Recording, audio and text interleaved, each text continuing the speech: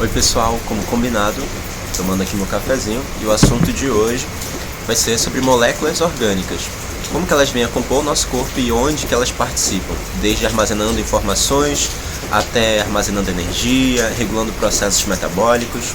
Especificamente na conversa de hoje, o tópico será os ácidos nucleicos. Então segue aí comigo. Olhando aqui para os ácidos nucleicos, a gente vai conversar agora um pouquinho sobre para que servem essas moléculas. Os ácidos nucleicos são a base da vida, e essas moléculas são extremamente importantes para definir quem tu és e grande parte de como funciona a célula.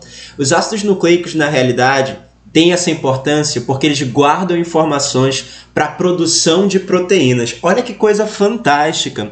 Quando a gente observa a vida, se eu perguntar até para uma pessoa que não gosta muito de biologia qual é a molécula mais importante, ela provavelmente vai dizer, é o DNA. Isso é certo, a molécula de DNA é fundamental, mas por quê? Porque na vida tudo depende das proteínas. E o DNA e o RNA são moléculas que guardam informações de como se produz proteínas, que formam enzimas, formam estruturas, fazem defesa do corpo e várias outras funções. O DNA é a molécula que a gente transmite de geração em geração.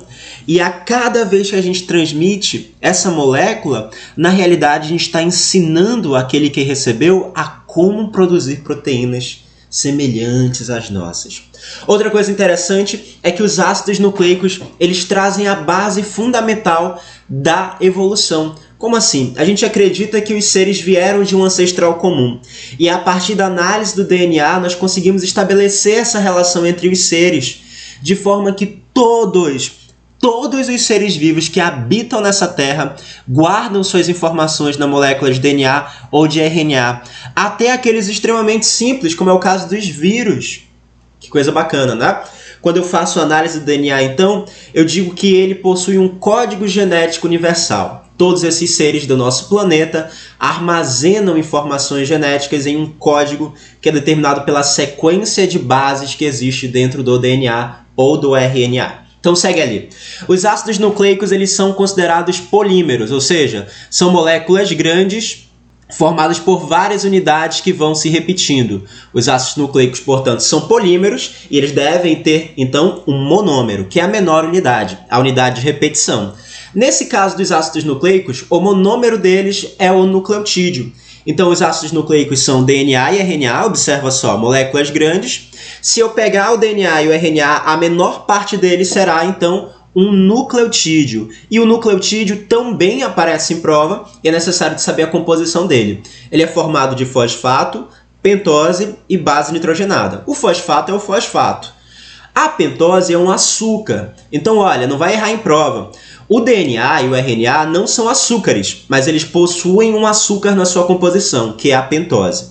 E as bases nitrogenadas são moléculas representadas pela timina, adenina, guanina, citosina e uracila. Falando delas, inclusive, o DNA e o RNA vão apresentar diferenças em termos de base. Adenina, guanina e citosina existem em todas. No entanto, no DNA, a base característica vai ser a timina. E no RNA eu não tenho timina, a base característica é a uracila. A pentose também é um critério de diferença entre DNA e RNA. O DNA, inclusive, tem esse D dele da pentose que ele possui, que no caso é a desoxirribose. DNA é o termo em inglês para ácido desoxirribonucleico. E ribose é a pentose característica do RNA, o ácido ribonucleico. Em português, DNA é ADN e RNA é ARN. Isso já apareceu em prova, como a prova do PSC. E por último, no geral, o DNA apresenta duas fitas que se entrelaçam e o RNA apresenta apenas uma fita, em formato helicoidal em ambos os casos. Ou seja, são fitas que apresentam torções, elas vão girando. Uma coisinha aqui que eu posso falar que não é comum de aparecer em prova, mas, assim, fica ali de informação relevante, é as fitas do DNA, como são duas, elas apresentam um sentido antiparalelo. Como assim?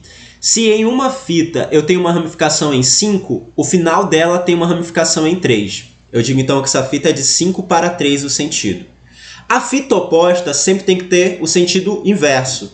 Ou seja, se uma é de 5 para 3, a complementar a ela é de 3 para 5, ok? Isso novamente é a ramificação que eu tenho na pentose. beleza?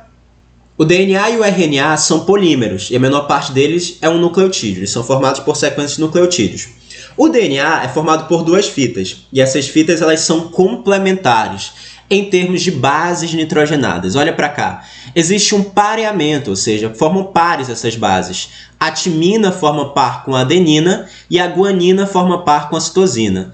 Timina forma par com a adenina e a guanina forma par com a citosina. Tanto tem um macetezinho clássico, né, para o vestibulando, que é o Agnaldo, Timóteo e a Gal Costa. Agnaldo, Timóteo, adenina e timina, Gal Costa, guanina e citosina. Já apareceu para a prova do Enem o seguinte: entre a adenina e a timina, eu tenho duas pontes de hidrogênio unindo essas bases. Então, no eixo horizontal, as fitas de DNA são unidas pelas chamadas pontes de hidrogênio. Duas entre a adenina e timina. E entre a guanina e citosina é igual? Não. Entre a guanina e a citosina são 3 pontes de hidrogênio, aqui representadas. Portanto, quem que é mais fácil de romper? A ligação entre adenina e timina ou entre guanina e citosina? Exato. Adenina e timina, visto que a gente só tem 2 pontes. Isso foi questão de prova do Enem. A regra de Chargaff é a regra de pareamento das bases. Agora tu sabes, olha só, que a quantidade de adenina é igual à quantidade de timina e a quantidade de guanina é igual à quantidade de citosina. Adenina e guanina são chamadas de bases púricas. Elas apresentam 2 anéis. Olha só a constituição aqui, olha. Adenina, guanina tem 2 anéis na sua constituição. Enquanto timina e citosina são chamadas de bases pirimídicas. Elas têm apenas 1 anel na sua constituição. A soma das bases púricas, adenina e guanina, é igual à soma das bases pirimídicas, que no caso, novamente, é citosina e timina. Se eu te falar o seguinte: em uma determinada análise de DNA, foram determinadas 70 bases do tipo adenina e 30 bases do tipo guanina. Quais serão as quantidades de bases timina e citosina? Se eu tenho 70 adeninas, quantas timinas eu tenho que ter? Exato, a mesma quantidade, 70 timinas. Se eu tenho 30 guaninas, obrigatoriamente eu tenho que ter 30 citosinas. Olha a mágicazinha. Se eu tenho 70 adeninas, mais 30 guaninas, eu vou ter um total de 100 bases do tipo púricas. E se eu somar 70 timinas com 30 citosinas, eu vou ter um total de 100 bases pirimídicas. Isso pode acontecer também em questões envolvendo porcentagem. Olha como é que aparece. Em uma análise de DNA, foi determinado que 30% das bases são do tipo adenina. Qual é a porcentagem das outras bases? Se eu tenho 30% de adenina e a quantidade de timina deve ser igual, eu também tenho que ter, então, 30% de timina. 30 mais 30 dá 60. O máximo numa porcentagem é 100. Se eu tenho 60 menos 100, sobrou 40%. 40% para ser dividido entre guanina e citosina. Ou seja, 40 dividido por 2 vai dar 20% para cada uma dessas bases. De novo, olha, a soma das bases púricas, adenina e guanina, é igual à soma das bases pirimídicas. Essa é a chamada regra de Chargaff. Para a gente finalizar a nossa aula breve sobre os ácidos nucleicos, o DNA, assim como o RNA que a gente conversou, guarda informações para a produção de proteínas. Mas no caso específico do DNA, ele é uma molécula maior e mais complexa, e ele guarda muito mais informações. Esse DNA tem várias informações, mais de 100 mil informações são guardadas no DNA.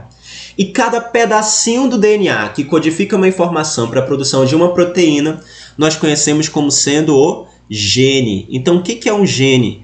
Gene é um pedaço do DNA que codifica uma proteína, ok? O conjunto de todos os genes do nosso corpo nós denominamos de genoma. Então, o DNA é uma molécula que guarda informações e essas informações são para a produção de proteínas. Na próxima aula a gente fala um pouquinho sobre o dogma central da biologia, que é justamente essa sequência de eventos que vai acontecer até a expressão da proteína. Obrigado pela presença de vocês.